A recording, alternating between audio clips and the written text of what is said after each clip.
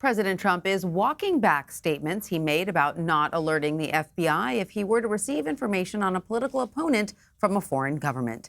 The latest comments by the president come as he is still facing backlash from lawmakers on both sides of the aisle. CBS News' Natalie Brand reports from the White House. Thank you very much, please. President Trump now says he would notify law enforcement if a foreign government offered up dirt on a political opponent in the 2020 presidential election. The president called into Fox and Friends to make the clarification. Of course you have to look at it, because if you don't look at it, you're not going to know if it's bad. How are you going to know if it's bad?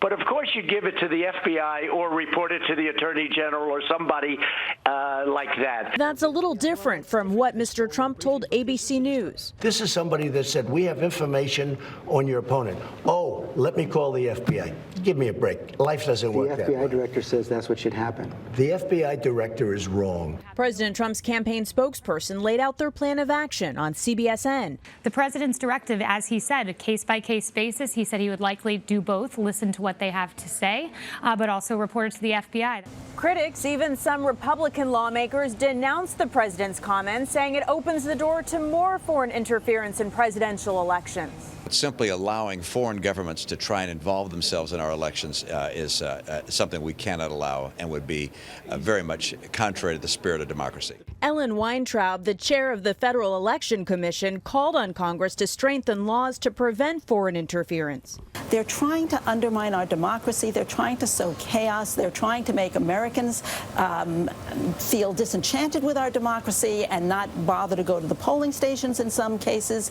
This is really dangerous stuff. And she tweeted, "I would not have thought I needed to say this. It is illegal for any person to solicit, accept, or receive anything of value from a foreign national in connection with a U.S. election. This is not a novel concept." Natalie Brand, CBS News, the White House. Let's bring in Joel Payne and Michael Graham. Joel is a Democratic strategist, former Hillary for America senior aide, and a vice president at MWWPR. He is in College Park, Maryland. And Michael is a conservative columnist for the Boston Herald and politics editor at Inside Sources. He is in Boston. Welcome, Michael and Joel. Michael, let me start with you. What is your reaction to what the president and officials from his campaign said about accepting information from foreign sources? Well, from a purely political standpoint, as someone who used to run campaigns, this is one of those times you want to grab your candidate and shake him till his head rattles. But this is Trump. I mean, that's why you were so far beyond pre-Trump politics. I will tell you, and for CBSN viewers, you need to know this, that for people who support Trump, they have an instant answer to this. And their instant answer is Hillary Clinton sent money to Russia to literally get stuff from Russia to come get Trump, which is how the whole investigation started. Now, you can say, well, that's not legitimate, or it doesn't change what the president should do. I agree. But it shows the corrosive, lingering echoes of the Clinton era and how they made the Trump presidency possible. And so when you wonder, why don't Republicans just reject this out of hand? That's the card they play. So interesting, though, Michael, because, you know, the president has long said he's focused on putting America first. But with comments like this, is there a concern that he is perhaps giving the impression that he's putting himself first? So what you'll hear from people who support Trump and from the president himself when he talks to George Stephanopoulos is everybody does it. And so since everybody, one of the things that caused people like my very nice evangelical parents down in South Carolina to decide to back Trump was they felt like if you played by the rules, you were a sucker. That because the media and the system was so against Republicans, Republicans needed their own, King Kong to come in and try to rip everything apart. And that's what Trump is. Well, he does have this aw shucks, I do and say what everybody's actually thinking, right? Right. And in this case, that might cross the line a little bit, but I know exactly what you're saying. That's sort of the way he responded to George Stephanopoulos by saying, it doesn't work like that. Remember, how do you elect a guy like Donald Trump with no experience, who's such a rough guy and comes out of this corrupt world of Manhattan? You have to start with the assumption that Washington is already corrupt. And I know that Democrats just roll their eyes when I say this, but that's how the Trump base really feels. Rightly or wrongly, that's how they feel. Okay, so Joel, Michael, this is ego. Yeah, would you like to respond now? Yeah, go right ahead. I would. This is all ego. This is an ego play for Donald Trump. He cannot stand the fact that anybody thinks that he did not rightfully win the 2016 election, which, by the way, I'm not even saying that. I'm just saying that he played outside the rules, that there were a lot of shades of gray that were shaded by how he and his campaign acted, and that they did not act appropriately. He thinks that that means that people will take away credit for his, win by -3 million votes. And that's what this is all about. Donald Trump can't stand the fact that his ego can't stand the fact that people believe that he cheated or that another government cheated to help him win. All right, Joel, I'm going to stick with you. We're going to start talking about 2020 now. We learned the lineups for this month's first presidential primary debate. 20 Democratic candidates will debate over 2 nights. An article in the New York Times said night 1 is Senator Elizabeth Warren's to lose, while Esquire called night 2 the group of death. Joel, what is your assessment of these lineups? Any lineup with John Hickenlooper, Andrew Yang, and Marianne Williamson, I don't know if I'd call that the night of death.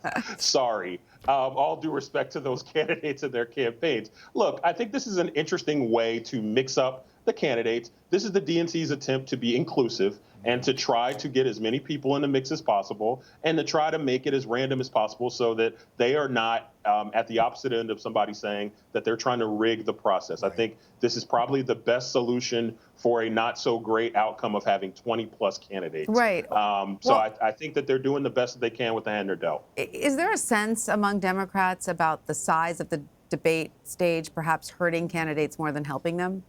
I think if we're in November or December and there's 20 people and we're doing, pick a name out of a hat, I think that you're in trouble. I don't think that's the case. I think there are going to be escalating rules that the DNC is going to put in place to make sure that we don't have that situation.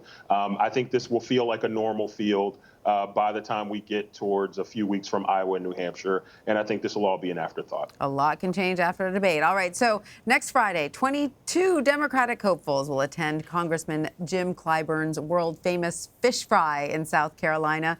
CBSN will be there covering the live event all night and throughout the week. So, Michael, you are a South Carolina native, something I just found out today. I thought you were a New Englander through and through. Why is the state playing such a major role early on in this campaign? Well, first of all, the chance to eat fried fish in South Carolina, you don't want to miss it. My tip to the candidates is the fish has a lot of grease in it. Be sure to include some collards. You got to get the collards in there to absorb the grease. And Congressman Clyburn, who when I ran campaigns down there, I had some friendly contretemps with, is just a great host, and they're going to have a great time. But this is the first state of the early 4 where you have a key element of the Democratic base front and center, and that is African-American voters who make up more than a majority of the Democratic votes in South Carolina. And so, it's interesting. You look at these early poll numbers and people go, oh, my gosh, look at Warren is zooming up in California and look at, this. Until you show me, and by the way, I got this advice from the brilliant Joel Payne.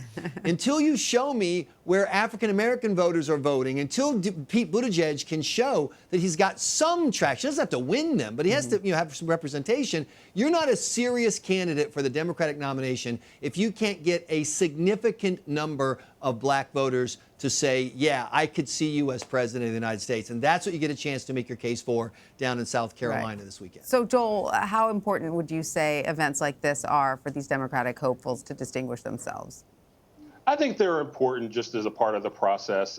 Look, and there's going to be a lot of them. Senator Harkin, former Senator Tom Harkin, does a big event in Iowa, and Michael's going to invite me to some stuff up in New Hampshire as well, where they do things. I think, to pick up on a point that Michael was making, Iowa is kind of the ultimate retail politics state. New Hampshire, in my opinion, is kind of the bare knuckles, kind of the second look, the place where people who didn't do as well in Iowa, they get to kind of go to New Hampshire and kind of phrase a comeback.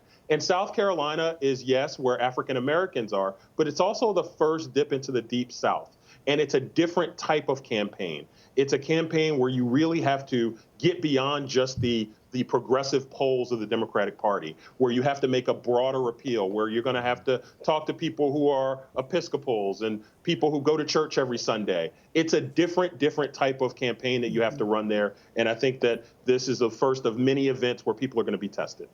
They have to try to unite that big tent. All right, finally, we will end with the same question for both of you as you look at the 2020 field. Who's having a big week and who's having a bad week? Michael, let's start with you. The big week this week was Joe Biden, and he has one person to thank for that. That is Donald Trump. When they were on the split screen in Iowa, you could see, as a guy who used to run campaigns, just how crushing all the other candidates must have felt. There's the guy we want to take on and not us. And they're on the screen together. Biden had to be glorying in that. That was great. Who had a bad week this week? Joe Biden. Because that attention on him, he continues to show that despite a lifetime in politics, he isn't quite yet focused on what he wants his message to be, how to present himself. He had some moments where his age became apparent, and you had some breakthrough, I think, media coverage this week where Politico and others just asked the question straight up: is Joe Biden too old? And he's got to figure out how he's going to address that and how to present himself in the coming weeks. All right, Joe and Joe from Michael. Joel, what about you? Who had the big week and who had the bad week? Big week for me is Elizabeth Warren, and I'm not sure what day the polls came out that showed that she had some big momentum that she showed in both national polls and Iowa polls and in Nevada. But she can call that moving day because she's moving up the list.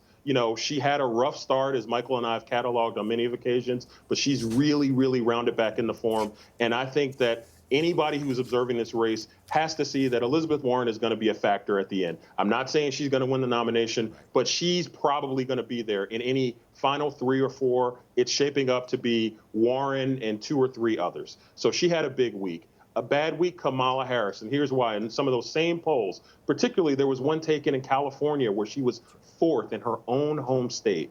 She stagnated. She's not necessarily losing water. She has about the same amount of support that she had at the beginning of the race, but she hasn't gained. And her campaign is really going to have to look to these debates as an opportunity for her to break out from the pack and stand out and have that type of viral moment that might be able to, create some momentum and create some upward movement for her. All right, Warren and Harris, your 2 picks. Joel Payne and Michael Graham, thanks to both of you. Thank you.